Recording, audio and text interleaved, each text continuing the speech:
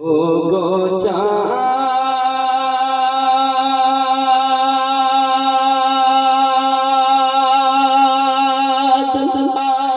তুমি বলে দাও আমার নবীজি কোথায়। ও গো চাঁদ,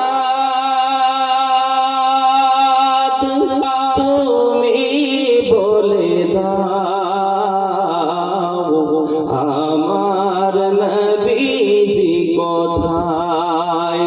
কোথায় গেলে পাবো নবীকে, কোথায় গেলে পাবো নবীকে, পাক নবীজি রোজায়।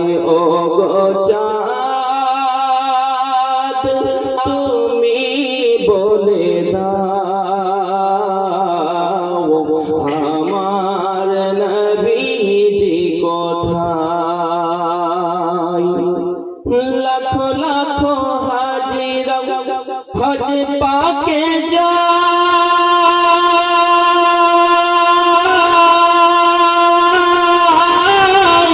আল্লাহর কাবাকে তারা ও গো জড়িয়েছে কয়। ও গো কাবা, তুমি বলে দাও আমার নবীজি কোথায়। কোথায় গেলে পাবো নবীকে, কোথায় গেলে পাবো নবীকে, পাক নবীজির রোজায়। ও গো চাঁদ, তুমি বলে দাও আমার নবীজি কোথায়। আব্বার আমার এক ছন্দই বললাম, এটা অনেক লম্বা গজল আব্বার আমার। যাই হোক, আপনারা সকলেই দোয়া করবেন, আমি আপনাদেরকে সালাম দিয়ে দিই, যেহেতু চলে যাব আপনারা আমাকে সালামের অন্তর দেবেন ইনশাআল্লাহ।